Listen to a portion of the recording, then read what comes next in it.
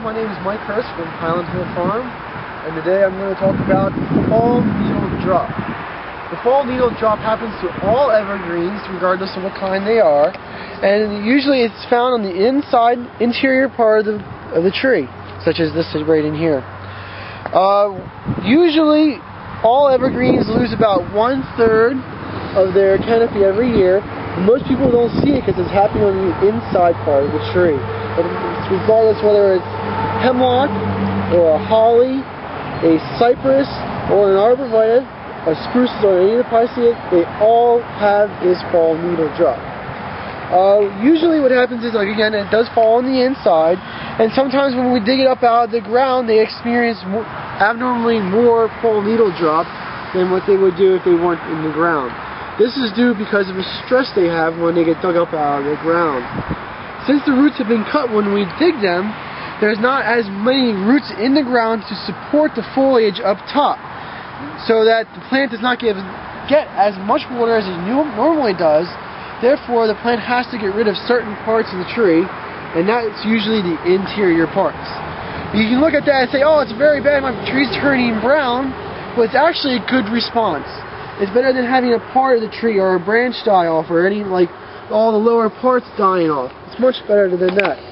When a plant looks at itself and sees which part it can get rid of and which part to keep, the parts that it gets rid of is the interior parts, because it does not get as much sunlight, therefore it does not photosynthesize as much, and it doesn't create as much energy as the parts on the outside. The parts on the outside also are much more important because they are continuously growing, and they're going to be the parts where the new growth comes in for next year. So when you see fall needle drop, it's nothing major. It usually happens right after transplanting, especially in the fall, and you don't be too alarmed by it. It is a natural phenomenon, and that's all evergreens have. And sometimes it can be quite severe and scare someone, is correct, Mike? Yeah. Like down here, you could look at these trees and say, wow, that's a lot of fall needle loss or drop. And actually, the trees are fine. They will grow through this, and they will fall on the ground and become the mulch for that tree for next year. That's right. Okay, well, thank you very much. And you can see over here, here's a holly, and you can see some of the yellowing there, and that's doing the same thing. It's got some needle loss. Nothing to be concerned about. We're here at Highland Hill Farm on Route 313 in Fountainville, PA. I'm Bill Hurst doing the photography. I own the Highland Hill Farm. And this is Mike Lewis of Lewis Wholesale Nursery. Mike is one of the premier growers that we use here at Highland Hill Farm. We also grow a lot of arborvitaes, but we are supplied by Mike. He's right across the street from our nursery and our operation. And Mike is an expert on raising arborvitaes. Mike went and graduated from the Longwood School in Chester County, Pennsylvania, and he's a premier grower in Pennsylvania, world-renowned grower. I shouldn't say that, but that is the truth. Everyone in northeast Pennsylvania and the eastern seaboard who raises arborvitaes and nursery stock knows Mike Lewis here. So he's well known, and he's going to talk to you today about arborvitae trimming and how to trim them properly. And these are small arborvitaes, a Zebrina, green giant, and an emerald green. Okay, Mike. All right, what you want to do with your arborvitae is, when you prune them, you want to encourage them to have a single stem. Just one stem coming up out of the middle, like right here. What you want to do is knock back some of these extra stems. Here in the Northeast, we get a lot of wet, heavy snow, and if you have too many stems, they have a tendency to pull apart. Most of the time, they'll spring back, but sometimes you might get some breakage. So what we like to do is take the head shears and knock these tips back just a little bit, which will encourage a fuller, fatter plant, as well as keeping it up into a single stem. In school, we were always taught, when in doubt, cut it out. So you always want to, don't be afraid to take a little bit of foliage off the tree. Here, none of these plants, branches will come up into a single stem anymore, or into a multiple stem. You cut them back, this stem will dominate. Here on the green giant, we're going to do the same thing. This is a fairly full plant, so we're just going to tip it back all the way around to make a nice, fat, heavy plant. On green giants, we get a lot of vigorous growth, so you always want to make sure you just knock your tips back just a little bit, because they'll stretch out because they grow so fast. On the emerald greens, it's a much fatter, fuller plant, so you don't have to shear them nearly as hard. Just tip them back, go around the plant, and again, you have a couple little stems developing here.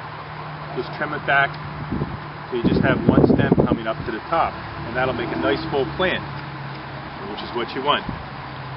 Okay. That's it. Have a good day at Highland Hill Farm. Okay, thank you very much, Mike. We'll see you. Emerald greens. And as you notice, everything is under drip. We do everything under drip here at the farm in Highland Hill. We're in Bucks County on Route 313. We do deliver plant and mulch up and down the East Coast. We have thousands of trees, plants, and shrubs for you. This is our back area where we store a lot of material. And this is looking towards our offices and greenhouses.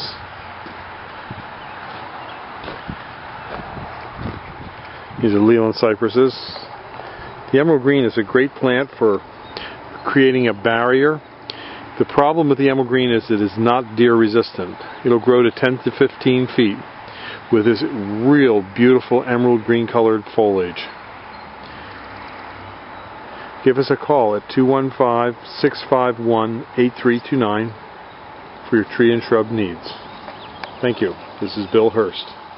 Or see us at seedlingsrus.com. Seedlingsrus.com, and our phone number is 215-651-8329. Thank you.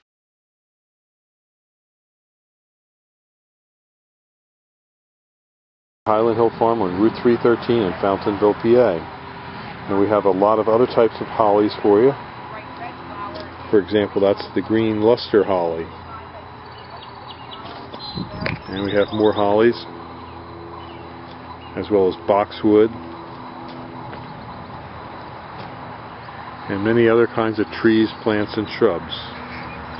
We're growing on a couple hundred acres here in Fountainville, and we also have a couple thousand acres in Milan, PA, in Bradford County. We deliver and plant up and down the East Coast, so call us for your tree and shrub needs at 215-651-8329. Again, this is your Hellerai holly foliage right here. A nice little plant.